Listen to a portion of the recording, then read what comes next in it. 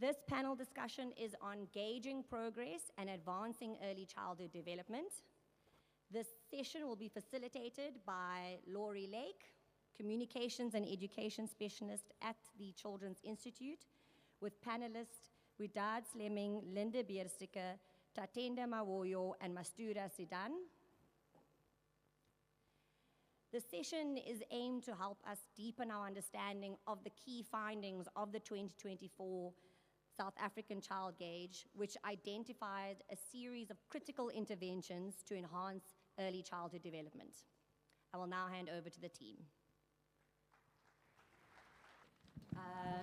I'd like to take this moment just to welcome you all and to say how delighted we are to be here today to share the findings from the 2024 issue of the Child Gauge. And for the last 17 years, the Children's Institute has been gauging progress for South Africa's children. The 2024 issue is the second time that we've focused attention on early childhood development. The first time was all the way back in 2013, before the National Integrated ECD policy was even in place. And in a sense, what we're doing with this issue of the gauge is to track progress since the introduction of the ECD policy, and then to share some of the recommendations coming out of this collective work. We had almost 60 different contributing authors from around the country, so this is very much a collective effort. And I'm very pleased to be able to welcome some of the gauge authors here today. That starts with 𝗤𝗵𝗶𝗹𝗆𝗏. He is a researcher and specialist in parenting and mental health based at the Institute for Life Course Health and Development at the University of Stellenbosch. Mastoera Sadan, who is a chief social sector expert with the National Planning Commission within the Department of Planning, Monitoring and Evaluation. So up in national government, so a very warm welcome to Mastoera, who flew down today. Associate Professor Wiedaad Slemming, who is the director of the Children's Institute. She's a specialist in maternal and child health, early childhood development, and has a particular interest in supporting children with disabilities. And last but not least, Biersteker, who I think needs no introduction to all of you in the room. She's been, I think, what we would call a stalwart of the ECD sector, and her particular area of focus is in assessing the quality of early learning programs. So thank you for joining me here today. So I'm just wanting to make sure this thing actually moves things forward. There we go. So I thought I'd start off just by reflecting on what do we mean by ECD, because ECD means many things to many different people. And for the purposes of the gauge, we understand early childhood development not as a place, not as a center, and not even as an early learning program. We understand it as the processes through which young children grow, develop, and thrive physically, mentally, emotionally, spiritually, morally, and socially. And it is a process that starts even before children are born. It starts at conception and it continues all the way through to the beginning of formal schooling. So for us, it's been really important just to extend our gaze beyond centers, beyond early learning programs, and to consider what else needs to be put in place to help our children thrive. We know that South Africa has made a series of strong commitments and in fact investments in the well-being and health and development of both pregnant women and young children. That includes the provision of free healthcare, the introduction and expansion of the Child Support Grant, and near to universal access of grade R. And these interventions really provide a very strong platform on which to build.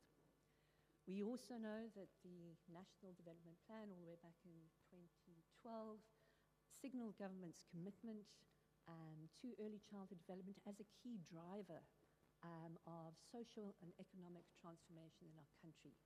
So what we do for young children today really matters not only for them, but for the well-being of our nation.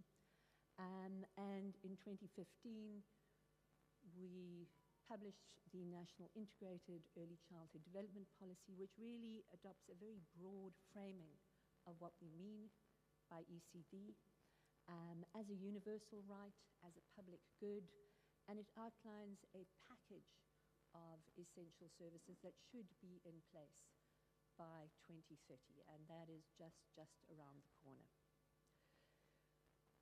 So the question is, how are we doing?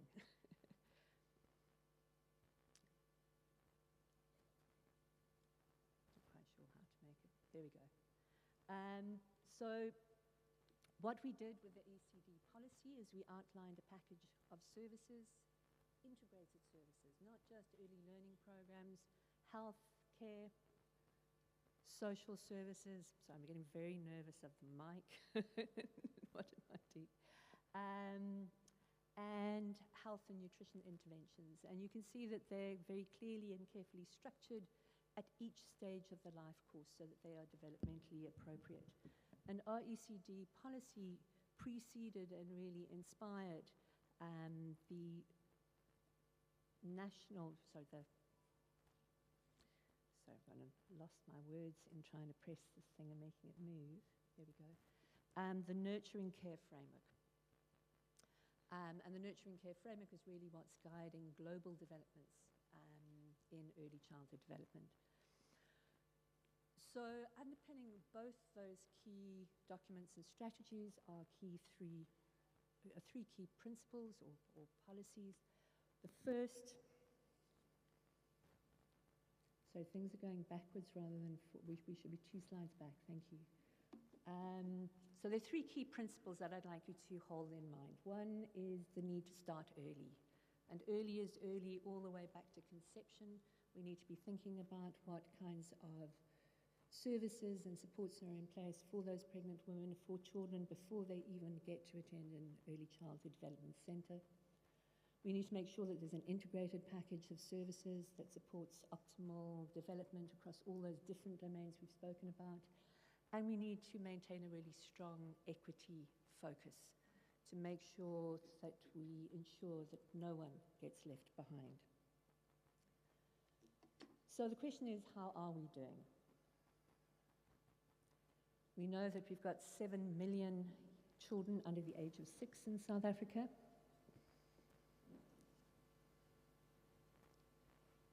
We can turn over to the next one. But how are we doing in terms of access to services? If you look at the data coming out of the healthcare system, we've seen progress in early access to antenatal care and in access to immunization for children under 1. And those look like quite positive stats at first glance. But we know that we're not even beginning to touch sides with the 90% target for immunization, which is necessary to provide herd immunity. Similarly, antenatal care, if we look at all the women, all the pregnant women who are giving birth, only 50% of those are actually accessing early antenatal care. So there are these huge gaps in terms of accessing services. Next slide. Birth registration has remained pretty much the same for the last 10 years, standing at around 80%, and access to the child support grant at around 60% of children. Again, we need to dive in a little bit more deeply and interrogate what are the gaps. It means that 1 in 5 children births are not registered in that first year of life. That means we can't plan appropriately and budget appropriately for services. And if we look at access to the CSG, the child support grant, for poor children, we've seen that decline over a 10-year period by about 10%. So we're starting to see a widening of gaps between rich and poor. Next slide. If we turn a little bit closer to home and look at early learning, we know that 68% of children aged 3 to 5 are attending an early learning program. That too, we've seen pretty much no change in the last 10 years. Only 33% of early learning programs are able to access the subsidy. Again, this drives inequalities in outcomes within the sector and in quality.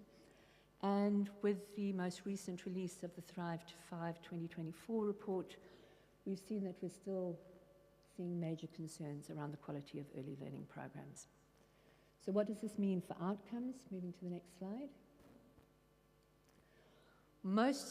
Probably the most pressing or concerning finding coming out of last year's child gauge is what seems to be an increase in child poverty, mortality, and malnutrition. And many of these shifts are things that we've seen really tick up since the COVID-19 pandemic, and it's something that we really need to focus attention on. Next slide. We're looking at 1 in 25 young children who are dying before their 5th birthday. Next slide. 71% of children living below the upper bound poverty line. Next slide. And nearly 1 in 3 children who are stunted. And that stunting is not just a chronic form of malnutrition that stunts physical growth, it's also impacting on cognitive development and learning. And final slide, we know that 58% of 4 to 5-year-olds attending early learning programs are still not developmentally on track. So there's a lot that needs to be done. Next slide. And again, the most recent findings from the Thrive by 5 index are underscoring that we aren't making significant progress on this front. Also highlighting the importance of socio-emotional functioning as an element of school readiness. And then if you can click again, of even greater concern is what is happening to those children who are not attending early learning programs, where 82% of them are not able to do the tasks that are normally associated with their development and age. Moving on to the next slide. You can click again.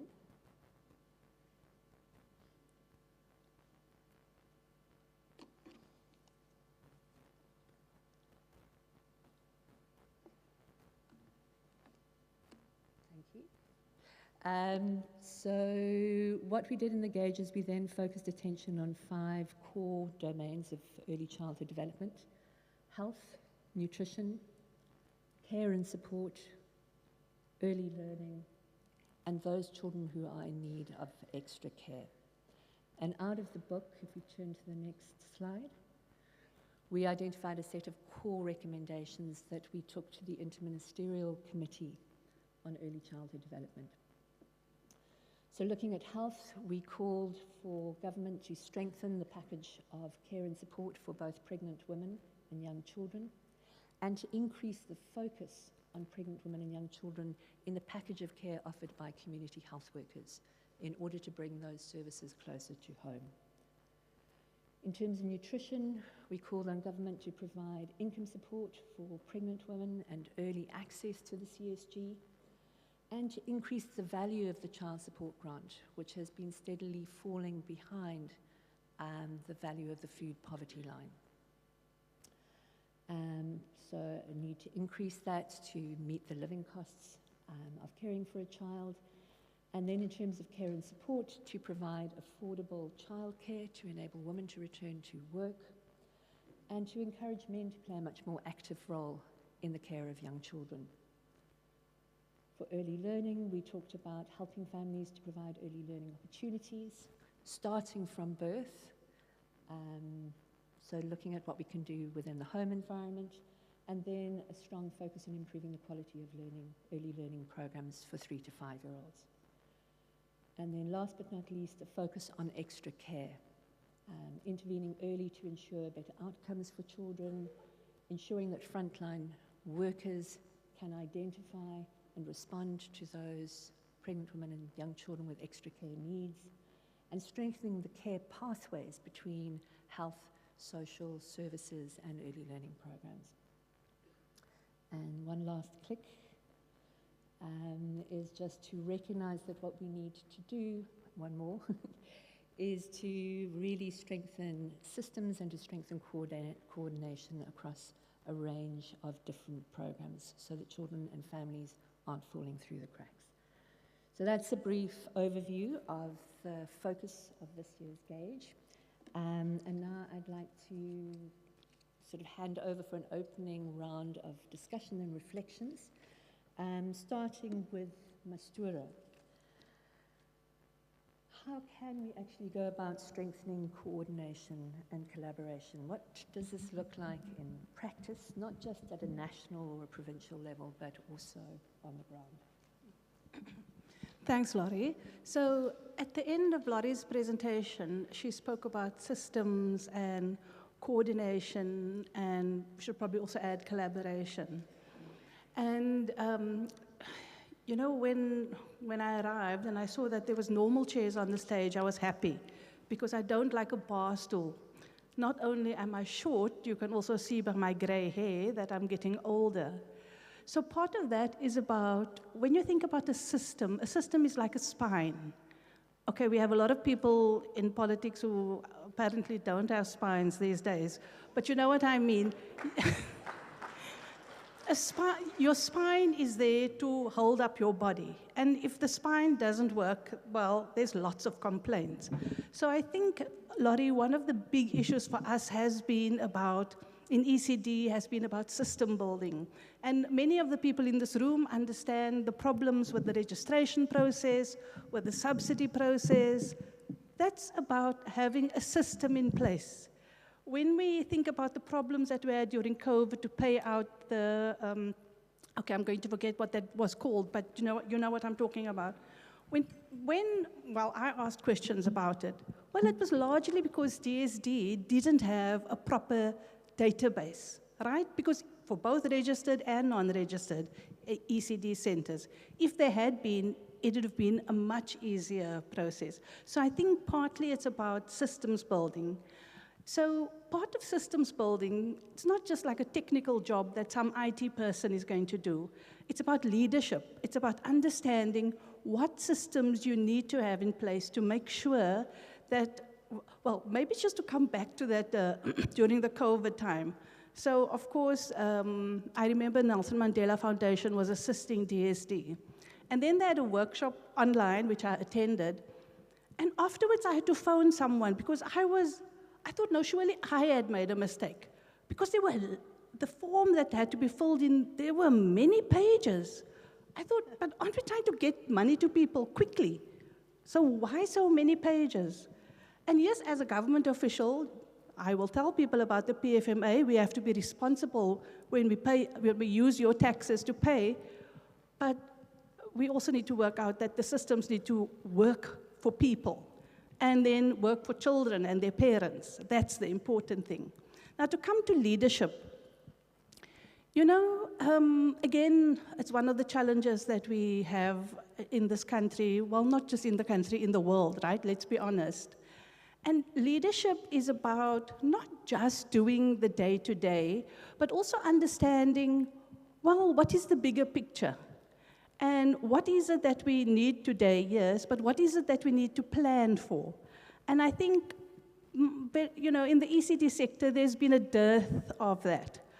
To be kind to my colleagues in DBE, I think over the last few years, there has been some progress. And for those of us who've been around for a long time, and I know Eric for many years, you know, we are very frustrated with the slow progress. I have to say they do seem to be getting with the program, if we can put it that way. So I think that there is some progress, and I think with the minister that we have now, well, she's a year in, right?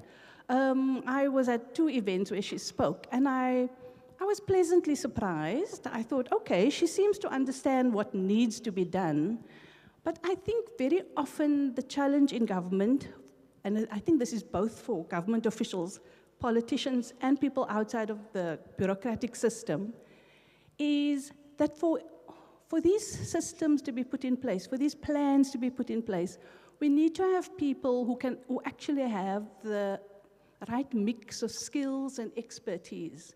And we all know that that has been a real challenge in the ECD sector, particularly now I'm thinking about center-based ECD. Okay, there's some progress again with DBE bringing in some external skills, and so again, they seem to be making some progress. The minister, so when she was in Parliament, she was on the Health Committee. So, okay, she also said that when she got to Pretoria, she thought that people didn't work in Pretoria. Like we were doing nothing, because, you know, she was in Parliament and they were the people asking all the right questions. Well, actually, some of us do work. And I've got friends in this room who know how hard some of us work, right? So the minister understands that ECD isn't just about center-based services, but also about health services. And I think both for center-based services as well as health services, and you know, the DBE has a strategy for achieving universal access by 2030. I'd add universal quality access by 2030, right? So I think that's a very important element of this that we have to work on. So just to say, in terms of the coordination, if you haven't read the chapter that I wrote in the gauge, I'd suggest that there's one section which is a case study on the Project Preparation Trust and eThekwini municipality. I mean, you know, I went back to read it, and coordination is difficult. It's not easy, and often it would seem that having an outside facilitator, not just government departments working on coordination, seems to be what makes it work better, or even work at all. Thanks. Thanks, Mastoera. Moving on to Linda. I'm curious to know, how do we go about improving the quality of early learning programs? And equally, so I'm going to give you two questions to respond to in your 5 minutes. Given the skewed focus on structured early learning programs and centres, how do we begin to promote learning from birth? Right. Is this at the right distance from my mouth? Okay. Yeah. So school readiness concerns government, civil society, parents, and practitioners, and it's a worldwide concern.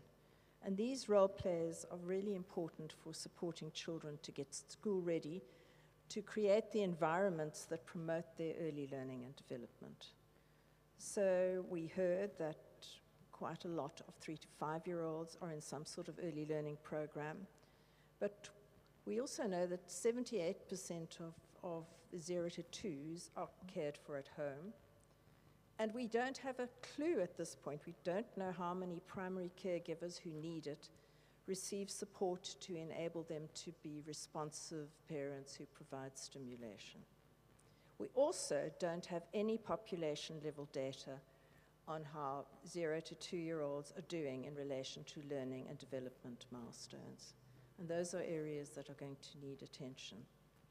But I'll move on first of all to centres, because we have more of those.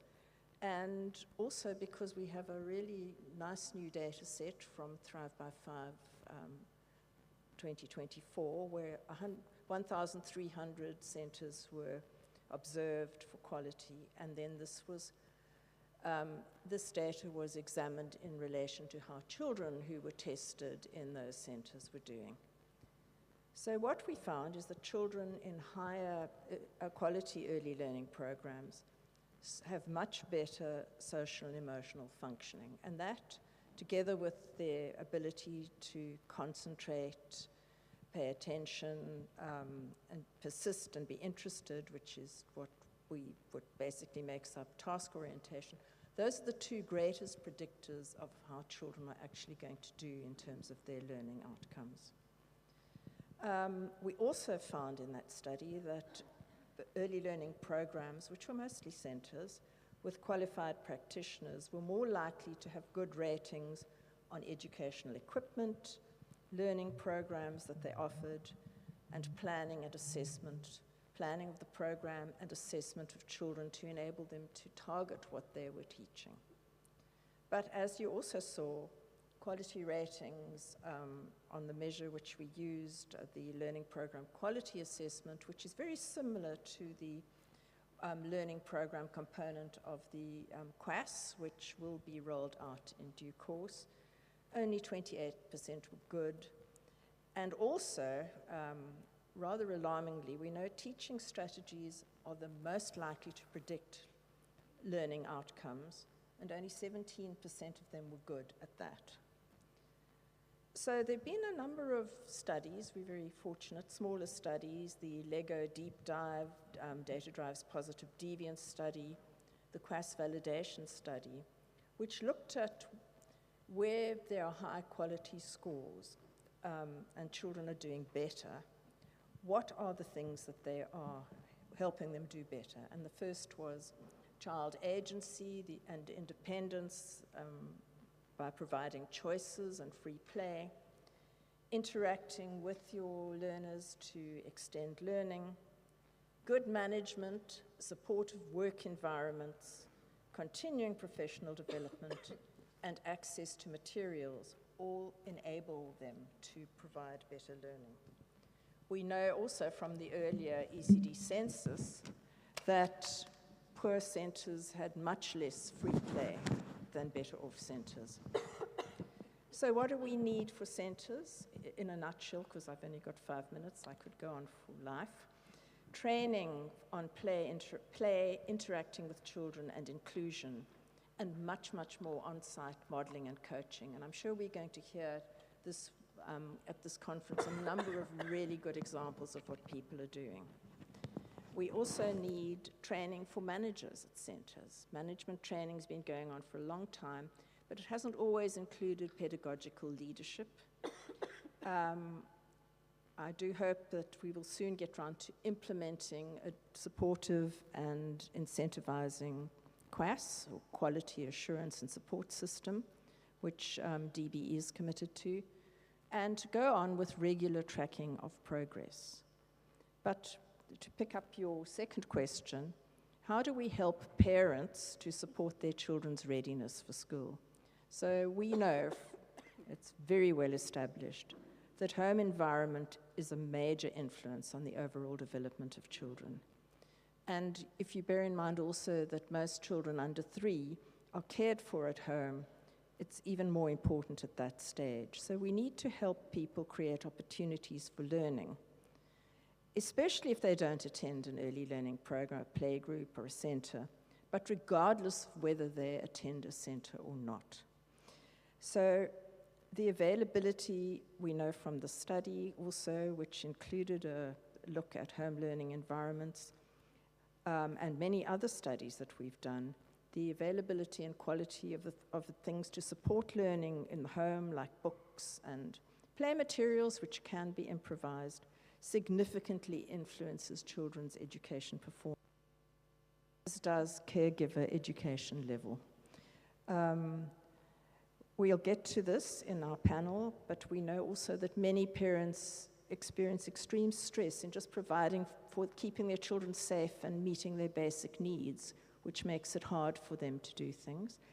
But even when parents are better off, many are unaware of the importance and need for the kind of stimulation that we are talking about that prepares children for school, and they're not confident. And the other thing, that enduring thing that comes up, amazingly, including in a very recent, quite big UNICEF study, was that most parents think that learning happens when children go to preschool. And they don't see that it happens in the home. So this highlights this is urgent. How do we provide parents and households with knowledge and skills and support to create a good environment at home for learning needs? And this has to be based on a strong foundation of helping support their basic needs and mental health, which we'll get onto. It also needs convenient access to free parent support programs and places to access books and learning materials. I will get back to this later in I'm going to be given a minute at the end for my take-home message. We need non-invasive, fun, socially supportive opportunities for parents to explore things, because our understandings of how children learn have changed tremendously from the past, and parents aren't always aware of the importance of these things. We know parents do play with their children. 70% of children play, and this helps them bond, but they mostly sort of do physical games and sing songs, and they don't do very much about storytelling, reading, or any of the other things. So we're going to have to train our workforce also how to work with parents collaboratively, and I'm sure we'll have some great examples here too. And finally, just a punt, I think we need to really focus on helping parents use TV and videos on phones in a sensible, judicious way, rather than as a sort of education and basic kind of education thing. Finally, the main contact point for parents of 0 to 2-year-olds is the health system, our community health worker and so forth. And this is really important because many times when we offer programs, maybe outreach programs from centers for 0 to 2s, people aren't taking up the opportunities. It's very hard to enroll them.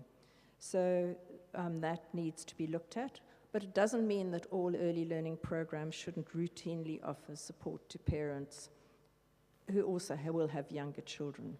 And finally, none of this will be possible without greater resource allocation and coordination.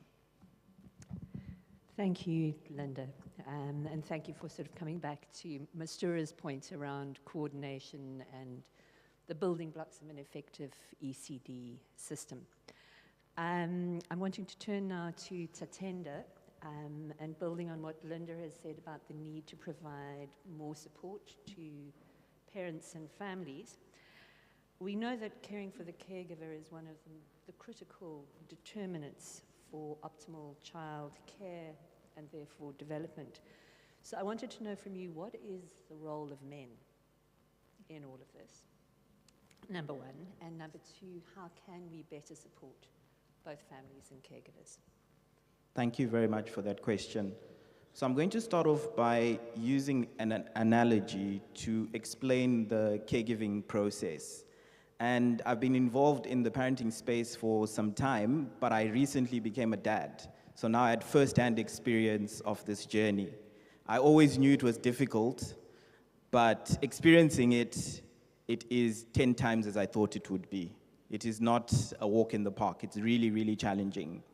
And I think when one is caregiving, it's almost as if you are pouring from a bottle. And you cannot pour from an empty tank. And it is absolutely essential that we find ways in which we support caregivers. Caregivers have got a lot of stress. You mentioned earlier about safety. That is one of the most stressful considerations for a number of caregivers, along with the ability to earn and put food on the table. In some cases, caregivers have to grapple with the issue of, do I take a day off and perhaps not get paid because my child is not well? Or do I just try and find something to do, or maybe a neighbor or someone that I can trust to then take care of the child? So these are some of the stresses that caregivers go through. And having said that, I think from the child gauge, we're aware that this burden lays mainly with women, with mothers. And so the question is, where are the fathers? There's this narrative that South Africa is a fatherless society. And how do we begin to change this narrative? I think it's important for us to look at a strength-based approach, looking at things that are already in place. And one of the case studies that is highlighted in the child gauge is Fathers Matter, where there was collaboration between a media campaign showcasing the important role of fathers in conjunction with religious institutions and they actually talk about this and go through this whole program so that fathers become affirmed in their role of caregiving. So it's really about looking at what's working, what are the strengths that we have, and leveraging on that. I'm also involved in the Global Parenting Initiative, and I think COVID gave an opportunity where a lot of parenting programs were in person, and now with COVID and having to do everything online, there was an opportunity where some of the parenting skills were then moved over to an application on the phone. And I think in this app, or in the Global Parenting Initiative, there's a recognition that caregiver well-being is essential, but there's also the notion of how do we begin to learn through play? And also the issue of shared reading also comes to play as well. So it's almost looking at how do we leverage technology, how do we look at what's working, and how do we build on that? Thank you. Thank you, Tatenda, and particularly for bringing in a strength-based approach. I think very often for me, when I work on the child gauge, I'm struck by the stats, and they're often very sobering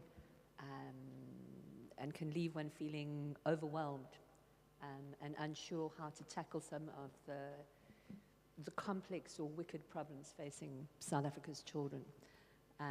And this idea of building on strengths, building on what's positive, where there's energy, is absolutely essential in moving us forward. So, Wiedaad, I'm turning to you to tackle really one of the key root challenges or root causes of adversity in young children's lives, and that's the issue of child poverty. What is it that we can do to strengthen income support and the nutrition of pregnant women and young children? Thanks, Laurie. Good afternoon, colleagues. Just to say, Tatenda, I'm looking at the room and I've been scanning because I've had time. And it's very encouraging to see that the complement of men in the room has grown over the years. So let's just give that a hand. I remember when I started out in the sort of ECD space in South Africa more than 15 years ago, there was less than a handful of men. I mean, there's Eric and a few other stalwarts, you know, but really less than a handful. So we're starting to multiply, which is fantastic. So I also felt very tempted to like tag onto what people were saying, because I think there's a lot of things that came out that are really important. But I'll start with the poverty question. And it does affect nutrition. So the Children's Institute, as many of you know, have been tracking child poverty for children in South Africa for many, many years. And also looking at how children are excluded from programs like the Child Support Grant, which is our primary poverty alleviation mechanism in South Africa targeted for children. Now, if you saw the statistics that Laurie was presenting earlier, you'd see the staggering amount of our children who are living in poverty. So it is a real issue for children every day, and we haven't really shifted the needle. And you also heard us say that since COVID, that child poverty is increasing in South Africa, and that includes the youngest children. It's a staggering statistic. It's a situation that we cannot leave it as it is. And we've been looking at what's causing children to be excluded from these programs. And we're finding that it's issues around what we call enabling documents. So either children not being registered at birth. You also heard us say that there are still 1 in 5 children who are not registered at birth in South Africa. That excludes you from everything. You cannot access a clinic. Basically, you don't exist if you don't have a birth certificate that says something with your name and who your parents are and where you were born. It is something that we cannot leave as is. So a lot of it's to do with enabling documents. It's also about adults. So the mothers may not have an ID. Sometimes it's intergenerational. It's maybe that the grandmother didn't have an ID, so the mother couldn't get a birth certificate, and now, no, an ID, and now her children can't get. So we're starting to really understand what the impacts of what seems to be quite a small problem has on this massive scale. And it's a growing problem. And it's a growing problem not for the children we think It's a growing problem for South African children. These children who are not getting registered at birth are South African children.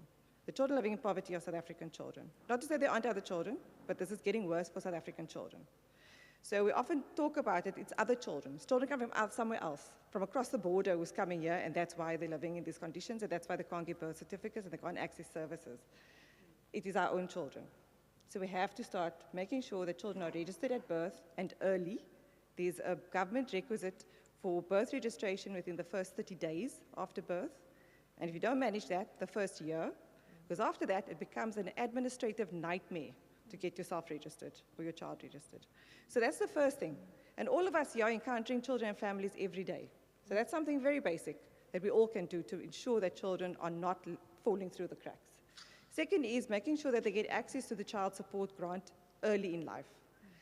We're finding that there's a growing gap between the number of children that should be getting the CSG and the age. So we're finding that less children in infancy are accessing the CSG, but all the evidence shows that the earlier you get it, the better your outcomes around nutrition, health, education, etc. So they need to get it early. One of the recommendations that we also put in the gauge is that we should try and identify women already during pregnancy who are eligible. So could we get children to access the CSG from birth? Could we register those women during their pregnancy already so that they're not waiting? They can register the child for birth and already register for a CSG. Because as we know, there's always delays. There's delays, you wait in queue, you have to wait for forms, you have to wait for approvals. And so we have to make sure that there's this continuity around support and care, both for women, but also for young children. And that will have an impact on nutrition as well. Because if you have money, you can access food. The other thing that we can do around nutrition, Laurie, is we've got a big problem with feeding young children. So it starts with breastfeeding, and Laurie and I have done a lot of work looking at the influence of the commercial milk formula industry. So the likes of the Nestle's and all these people who are punting formula milk for children. So our breastfeeding rates in South Africa are not near the levels at which they should be, but that actually protects children against dying from illnesses that they normally would not need to die from. It protects their gut, protects their growth, protects their development. And it promotes that bonding and attachment between the mother and the child as their primary caregiver. So those sorts of basic practices that we somehow lost along the way, we need to come and claim back. So it starts early with breastfeeding, regulating and looking at how the commercial milk formula industry is influencing in terms of advertising, not only to parents, but also to health workers. And then also feeding of children. So when children go onto solid foods, they're highly vulnerable for malnutrition, for infections, and when they get ill in that time period between 6 months and 2 years, they're more likely to die of severe infections as well, and to get severely acutely malnourished. So we have to make sure that we do more to support parents and other caregivers on how to feed children appropriately, make sure that we look at the types of foods that children eat, because again, there's been a lot of targeting of, again, industry to foods of children. Particularly targeted young children. We've got an obesity epidemic in South Africa that's far larger than the amount of children that are dying of wasting and severe acute malnutrition. Our obesity epidemic is the epidemic we should be worried about, along with stunting. So we need to be thinking about how we regulate the food industry a little bit better so that they're not advertising to young children all these snacks that the mothers give them in the queues at the clinics, that they regulate the sugar content, the salt content, etc. And also food labeling, which you've been involved in, I think can go a long way. So there's a lot that we can do around promoting better nutrition for children, and also tied to some of these poverty alleviation mechanisms that South Africa is actually a leader of in the African region. But somehow we've lost our way. So I think on that question, Laurie, I think those are the main things that I think we should do. And all of us can do this. This is not things that you wait for a policymaker to do. It's things that you see in your daily practice, in your households, in your families, etc. So very practical things that we could all do to contribute to the problems that we're seeing. Thank you, Wiedaad, and thank you for bringing industry into the conversation. I think far too often we focus attention on families and caregivers, and we focus attention on government, and we forget that industry is also a player in this space, and not necessarily in a way that supports the best interests of the child. We have about sort of 15 minutes or so to take questions from the floor. So I would like to open it up in case there are any burning issues that you'd like to raise with the panel.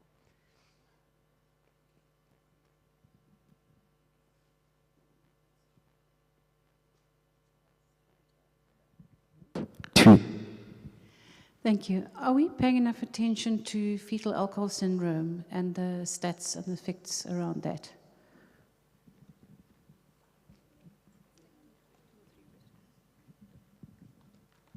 Can we take 2 or 3 questions and then we'll respond? At the very back of the room. And then one at the front.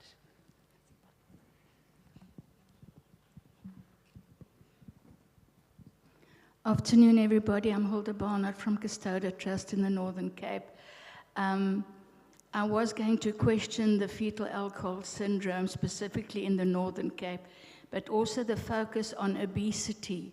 Do we have any reporting on obesity in small children? Because we've been finding quite a lot of that compared to the stunting as well. Thank you. Good afternoon, everybody. Mary Fenter here from 𝗂𝗶𝗁𝗃𝗃, and I think mine's just sort of a request for if there's any further information and what people's thoughts are around the maternal support grant. I know we're seeing really horrific stunting and malnourishment that's happening in the Eastern Cape and now become a crisis, and they were looking at using that as a tool to actually support mothers, because what they were saying is with the recent studies, obviously moms were giving birth to low-weight babies because their own nutrition is something that, you know, they can't necessarily support. Thank you. I just wanted to respond to one quick question from Hilda in relation to stats around obesity.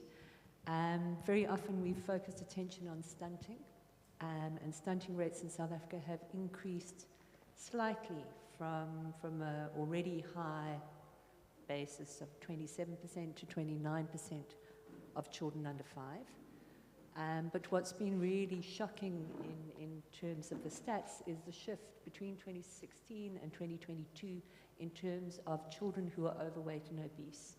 And this is children under 5, and that's increased from a low of 13% to 22.3%.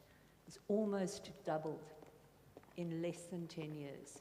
So when we talk about a catastrophe or a crisis that is rapidly unfolding and that will fuel, it'll put the burden of adult NCDs on steroids, it's really, really worrying. And I think that's why Wiedaad has picked up on these commercial determinants of health.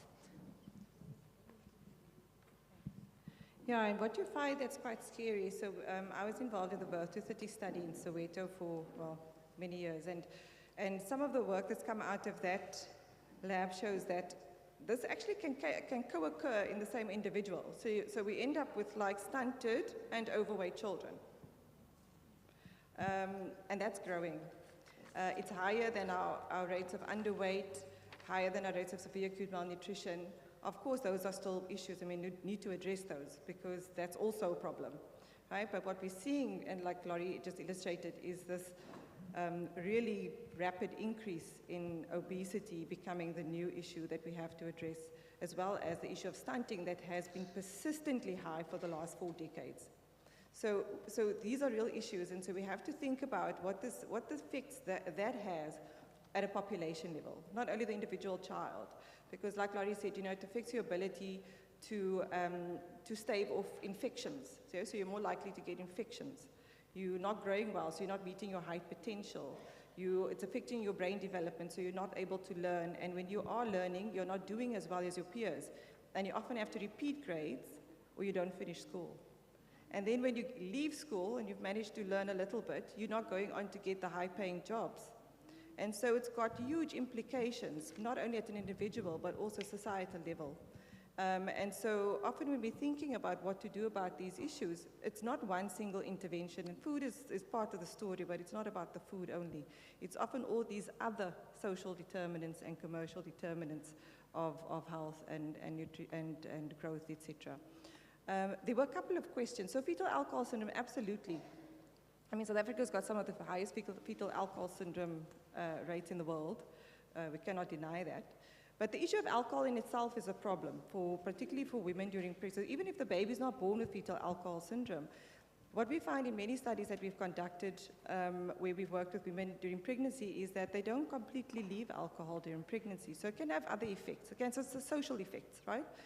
Or sometimes the woman's very good about how she's managing her health during pregnancy, making sure that she's eating well, doing all the right things.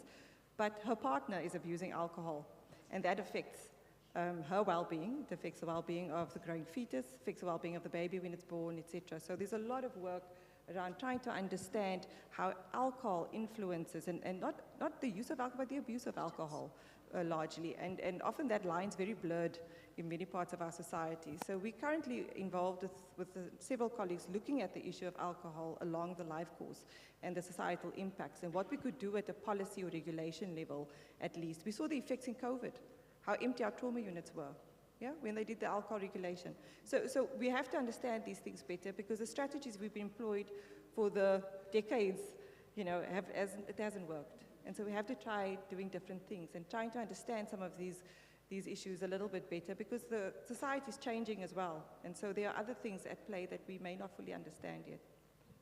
There was another one on maternity support. Yeah. I just want to add something to the issue around alcohol. There are, amendments that have been tabled in Parliament, which is largely about advertising alcohol. And the private sector, of course, has lobbied parliamentarians. In fact, I think now the amendments are going to go back to NIDLAC for further discussion. And that is, really problematic because, as Wiedaad says we know we have a problem with alcohol, the use and abuse of alcohol in this country. So I think that, I know that there are people who work very hard at campaigning about these issues, but we really need to address the alcohol issue. Thanks. Thanks. And then the maternity support grant. So the Children's Institute has not been leading on this. Our colleagues sitting there further back in the room, some of them have been involved in some of the advocacy around the maternity support grant. But it's definitely one that we support. So Linda Biersteker and I were part of the team who developed the national ECD policy. And that recommendation was actually part of the policy, the introduction of a maternity support grant. It's not one that got traction. So 2015, we're now 10 years later, there's still no traction for it, right? But we're not going to stop asking. I think it's important that we look at how we can better support pregnant women. Sometimes waiting, like we said, until the child support grant kicks into place is too late. However, there's also, I find, sometimes a little bit of trying to simplify the issue of low birth weight babies and how to support maternal nutrition. I think it's far more complex than we think. It's not only that if they get a grant that we won't see low birth weight babies and that mothers will be better nourished. There's a lot of factors at play. A lot of it is to do with social determinants and other things. And there's a lot of evidence to support, having a much more expansive view about how we tackle some of these issues. But definitely a maternity support grant is something that would go a long way to at least better supporting women during pregnancy. Yeah. Any more questions from the floor?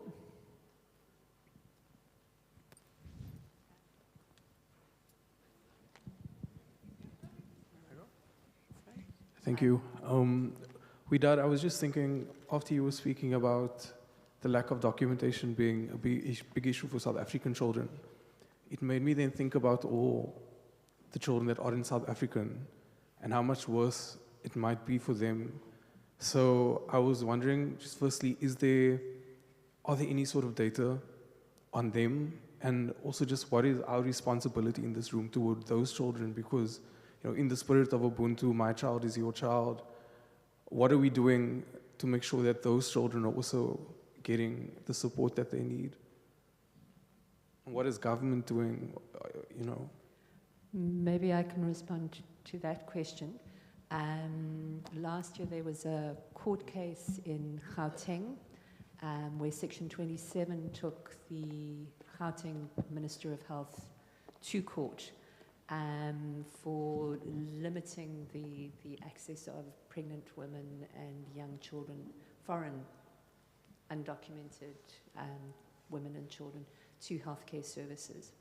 And the court has ruled that everybody has a right to free healthcare services. That's your pregnant women, your lactating or breastfeeding women and children under 6. And that's regardless of their nationality or their documentation status, unless they have come specifically to South Africa for the purpose of seeking healthcare, or if they're a beneficiary of a medical aid. And what the court ruling required of government was for them to send out posters to every single clinic and hospital, making sure that health workers and patients knew of their entitlements. And we've just done a recent, very rapid survey of hospitals here in Cape Town. And in very few of those hospitals have we found those posters up. So I think one of the other challenges we face is we can have good policy, we can have good court judgments, but there's a different kind of leadership that has to happen on the ground to join the dots and to make implementation possible. So anything that we can do to share that information is really important. Hello. Sorry, and just also to, I've certainly worked in provinces where the Provincial Department of Education excluded children without documents from playgroups where they got fed, and there was anxiety from partner organizations about taking it up because they thought it might be difficult for them. So it's getting people at every level to understand what the situation is and enforcing it. Thank you, Linda. There was another question in the front. There's one over here. May I go ahead? Oh, Absolutely. can I go? So it's Suzanne 𝗂𝗨 from the Families for Children project in Pietermaritzburg. And my question is around emotional support, so emotional well-being for the caregiver. So we've mentioned that children's emotional functioning is linked to their learning outcomes. And we also know that responsive care is linked to emotional functioning of the caregiver or the parent. So I just wondered if someone could maybe talk a little bit more about that. We have touched on some of the sort of more material types of support, but what programs could we be offering for more emotional well-being support to families? Thank you very much for that question. So in terms of that, I think what's been happening is that the parenting programs on the ground have actually been incorporating psychosocial support for the caregivers as well. So it has become a fundamental element of the basket of services that's going in for parents and caregivers. So each organization that offers that type of support is almost mandated to ensure that there's provision of psychosocial support. And I think the draft strategy also speaks about making sure that there is more accessibility for parents and caregivers for these parenting programs as well. Yeah, thanks, Atidia, but it is a gap. So I think we need to think about it, like I said, pregnancy, yeah, and then what happens afterward, and the continuity and the continuum. That it doesn't stop. And we know that this is an aspect of health and well-being that's really neglected in our health system. We've done several studies looking at what's the prevalence of depression during pregnancy, and then looking at the prevalence of depression post-pregnancy. And it's about the same. We've got more than a third, in some cases up to 50%, depends on where you live, right, of women who are depressed antenatally as well as postnatally. And that obviously affects you during pregnancy. And what we found is it's not just them being depressed, their partners were also depressed. So we found higher than expected levels of depression in the fathers that we had in this one study in Johannesburg. So it's something that we really don't really think about, and our system doesn't deal with it very well. So you can identify, so in our Maternity case record, there are 3 questions that have been introduced to screen for depression in pregnant women. It happens in Western Cape, it's very good. They do this, they ask the 3 questions, and sometimes people get referred and they'll get some of the support that they need. In most cases, particularly outside of the Western Cape, that may not happen. They either don't ask the questions, or they ask the questions, they identify, but they've got nowhere to send that woman. So it's a real area that needs to be, and there was a gauge about 2 gauges back that was on mental health, and thinking about how we could improve the system, not only the health system, just system of support for people experiencing mental health issues. So it is an area, and it carries through, right? Because it affects your ability to be responsive as a caregiver, to be able to identify when a child's ill, to be able to create these learning opportunities that Linda was talking about, et cetera, et cetera. So it is something that is a little bit under, and it can't just happen through parenting programs. It's got to be a much more universal approach. I mean, if you think about how much South Africans have to put up with, I talked about poverty, violence is pervasive. All our children, all of us have been exposed to violence in some form or other. So if you just use some of these things, of course it's going to affect your mental health. So if the fact that we're not looking at it means it's a big problem. We're ignoring it. We're saying it's not an issue, but we all need mental health support, all of us. So we have to think about it. We think about it like almost like a universal intervention. It's not just for the people at the top of the pyramid who are really struggling. We all need some kind of, we can all be kinder to each other. We need to be caring to each other. Do you know, those sorts of things, basic things that we shift in our society because it's a universal issue. So, and so when we talk about just trying to get responsive caregivers, we need to think about what does that mean in our context, you know, and how do we get there? Yeah, so a lot more that we could do about it, just everybody. Thanks. I'd like to just ask a quick question to Wiedaad about the group care project that you've been involved in. Because what strikes me is very often when one falls pregnant or one has a very young baby, it can be an incredibly isolating experience. So I'm just wondering how group care has perhaps started to shift the way in which we deliver healthcare services to pregnant women.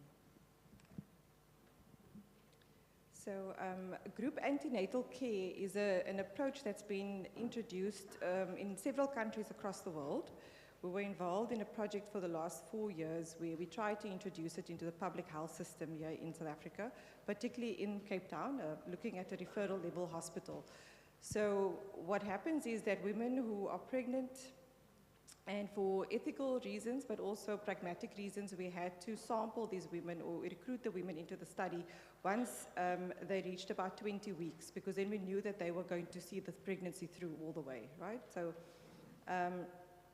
we recruited them in, and they had an option. They were given an option to either have the traditional care, which is one-on-one with a midwife or health worker, or to be recruited into a group setting. So it was 4 to 8 women with a midwife coming for care, including their clinical assessments, which happened in this group setting. So there were a few things that we learned from this. It's often groups, the notion of groups is not new in our context. We have groups running everywhere for various things, right? HIV groups, youth, adolescent groups, you know, diabetes groups, antenatal groups. Groups are everywhere in our health system. But this was novel in that it was truly an implementation research project. We weren't coming in as researchers, employing people, bringing money and saying, let's do this, and running it in parallel to normal services. We were giving the hospital and working with the hospital to see, is there something that could actually work in our context? Because our whole health system is designed to individualize care, yeah, one-on-one. So it showed that we can, because the hospital, they managed to change the way they deliver services, made time, figured out who's going to do the groups, made sure that they could give women bookings to come for the groups, etc. So that showed that we can change our health system if we wanted to. That's a big lesson. And we got a lot of resistance at first because, one, this idea, this notion that women could be taking their own blood pressure, could be checking their own urine, that they'd be doing a clinical exam in a group. I mean, what are you even talking about, right? So we got flack from ethics, we got flack from the obstetricians, we got flack from the midwives. By the end of it, everybody loved it. And they said, oh, we should be doing this more. So we can change our paradigms, which is the other thing we learned, that if you really wanted to change your mind, you can. And then the other thing that we learned is that the women in the groups, they were spending more time with the midwives, and the midwives are starting to like their jobs again. Because they weren't just rushing through like, you know, the what do they call it, the conveyor belt. They were actually getting to know you as an individual, you know, and they kept seeing you, and you were forming a relationship. And the women were forming relationships with each other outside of the group. So they were supporting each other in ways that we didn't even know or even account for when we were doing the study. They were calling each other at 2 a.m. in the morning because none of them could sleep. You know, they had insomnia, which happens a lot in pregnancy, and they were talking about their problems. So there are a lot of things, like if we talk about how could we differently support, if it's about mental health, about talking about just the everyday societal issues that we face in our households, etc. These women figured it out without us as health workers, again, telling them and teaching them about how to be better at what they do need to do, right? This very didactic, paternalistic approach that we tend to use in the health system and elsewhere. A lot, even these lovely parenting programs that we're all talking about. I've seen good examples and not so good examples. So we need to be thinking again, the notion of support and how can we change things, and nothing's impossible. That's the other thing I realized. Nothing's impossible, and it doesn't always need money. Yes, we needed money, but not huge amounts of money. If we wanted to take it to scale, yes, we need money. But actually the things that we managed to show, and we did it over a period of probably over almost 2 years, we ran 10 groups, you can do it by just investing and working with people to figure things out differently. And that we don't need other people to tell us what to do. We can figure out our own problems. So that is a lot that we learned from this little project, but we're hoping to see how we can filter some of those lessons into things that could have large-scale impact at not just a provincial level, but also national level in terms of lessons. Thank you, Wiedaad. We have 5 minutes left, and so what I'd like to do with the last 5 minutes is have one last question, burning question. May I go ahead? I think it's me. Oh. I've been standing and they were saying 4 people that side. She has been making me stand for a long. Thank you so much, guys. This is really incredible. Wiedaad, actually, your last phrasing helped me start my question and my inquiry. You said we can change our minds and our perspective on things and when we choose to do so. And I would really like to hear how we should be changing us this conference somewhere to talk about our framing of things. Because what do we believe about parents? The statistics, when I look at statistics, I'm saying if we say only 58% or 58% of kids have got access to this, and we say there's a gap, what do we say about the parents that have those kids? We say we're supporting parents. How do we support them? By talking about what they don't understand or going to them and saying, what do you need for us to support you? Give me 2 minutes to give you a case in point in terms of framing of things and the language. That problem has been bugging me for the last 30 years. Why do we say parents are not understanding this, parents are not understanding that, the value of this, and they are not doing learning at home? So I decided to go ask the parents in the village where I was born. And I arrived, it was a Tuesday, and the young parents were saying, and I asked them, where are your kids? They said, no, they're at home. And I said, but your kids should be, you told me that your kids are going to ECD, so why are they at home on Tuesday? They said, because the practitioner is sick. So I say, how long has the practitioner been sick? They said 2 months. And I said, so you mean that your kids have not been there for 2 months? They said, yes. And I said, why don't you step in and go do what the practitioner does? That was the most revealing answer for me. They said, we don't know what ECD is. And I said, do you ask your kids what they do when they go there? They said, yes, with a smile. They say, they tell us they eat, they play, somebody reads them a story, they draw, and all the kinds of things that kids come and tell. And I said, is there anything of those things that you don't understand? You don't know how to do? They said, no, we know all of those things. I said, do you do them? Yes, but not as often. Can you do that every day? Yes, of course we can do that. Then I said, that's ECD. They said, oh, what does that tell me? Our language and framing of things makes ordinary people with an extraordinary potential to doubt their capabilities. So that's the only thing I want to share with all of you today. Thank you. Thank you. So I'm going to hand over to the panelists. They have 1 minute each to make an elevator pitch, to say what are the burning things that they want you to think about as you leave the session and head off to lunch. So handing over to Linda. Well, thank you for your observation, because in a way it comes to my burning issue. And that is, I think that what we expect of practitioners, teachers, and parents now is not what they grew up with, often. And we airily say we just have to change our interaction strategies, we have to change the way teachers teach. I don't think we should ever underestimate what it takes to shift entrenched ideas about how children develop and learn, and beliefs. One of the things that never changes when we do studies pre and post, either on the whole, I mean there's some change, but not a lot, of practitioners and or parents is there's a statement, true or false, children learn best when you sit them down and tell them what to do.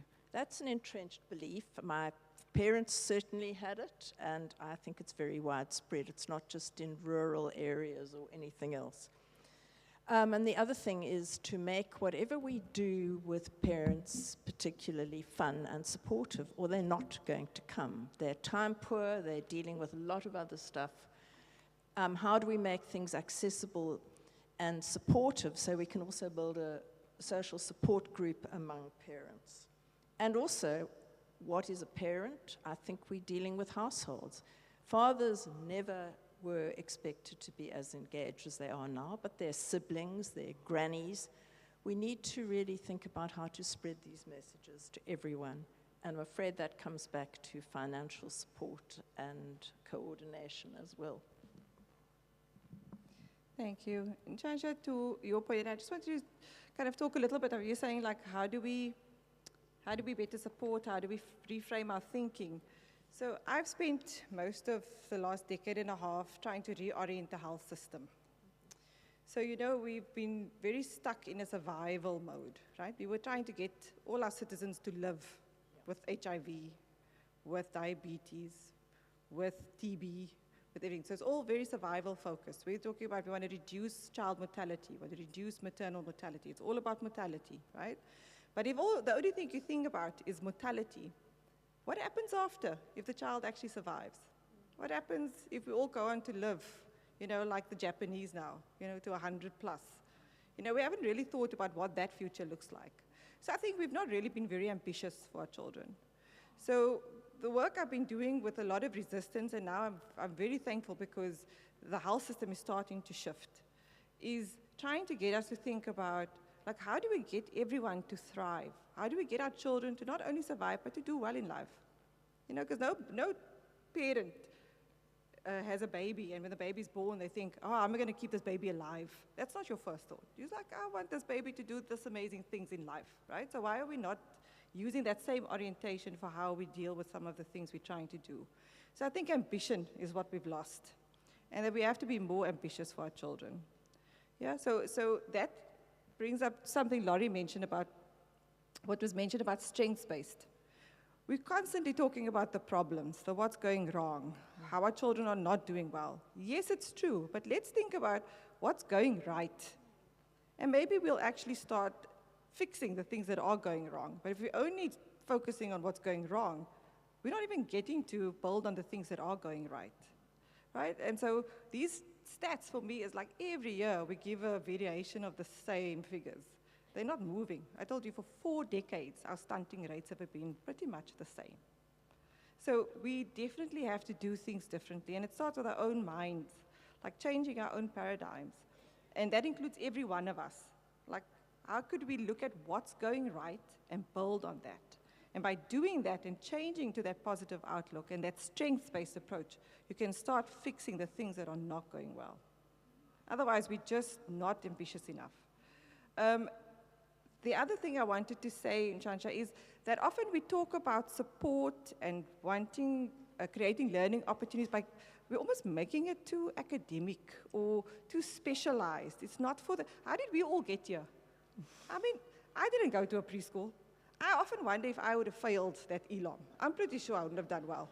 You know, like we have to think about, like, what is it that we are doing? How have we all survived for so many years? Are we all sitting in a room doing meaningful work, right? So there's things that have gone right.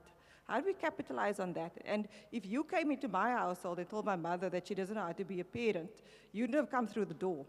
So we have to think about how you have to support parents. What is it that they need, and how can we assist them with that and help them? And that may have nothing to do with books or toys and all of these things, maybe lots of other things, right? But you may eventually get to the books or the toys, but that might not be the conversation starter. But I think often we're just going in with these really big assumptions and then trying to create this curriculum and the skills that they must have, and they must all get on Zoom now, or they must all start coming to a hall, you know, on a Saturday when actually I've worked all week, you know, that kind of thing. I think we really need to just rethink everything we're doing, because there's a lot that we could do differently. Okay, thanks. So I'm going to speak about something completely different, which is, we know that over the next, well, it's already started this financial year, that we are going to have lots of money in the ECD system, in particular in the center-based component, right? But what we have to really be also concerned about is corruption. Because when there's lots of money, there are people who sit around and think about how they can actually steal the money. I think, for me, I was a bit naive. Earlier this year, I was on the, we had a cleaning tender in DPME. And I was the chairperson of the committee, and we had to do due diligence. So we'd have an address, and we'd go to the address, but there's no building. I'm like, okay, so but now did you check? Have you got the right address, surely? Did we phone the person? Where's the building? No, there is no building. So people actually apply for these things when they're not, I mean, if we were all corrupt, we'd probably give them the tender, because that's what happened with the 𝗱𝗵𝗃𝗃 hospital, right? So I think, you know, because we don't think in that way, I don't think in that way, you don't think that someone would actually sit somewhere and work out, and of course get people in the system to help them. So I think we also have to be, what is the word, on our guard about some of these things. Yes, it's not enough money. We need more money. But we don't want the money to be stolen. So we really have to make sure that the systems that are put in place are, you know, no system is perfect, but that the money actually gets to the children. That's what we need to ensure. Thanks. Thank you very much. I think for me it would be that whatever we do, we need to have children at the center of whatever we do. And it's important to shine the light on the things that are working and really work on a strengths-based approach. And lastly, we need to have enabling environments for caregivers so that they are actually able to care for the children. Thank you.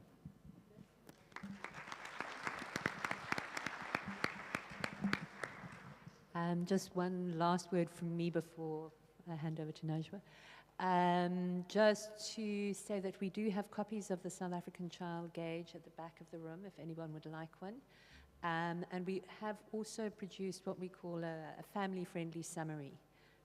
So taking some of those key messages, thinking about what it is that families can do to support children's health and development within the home, as well as what services they're entitled to.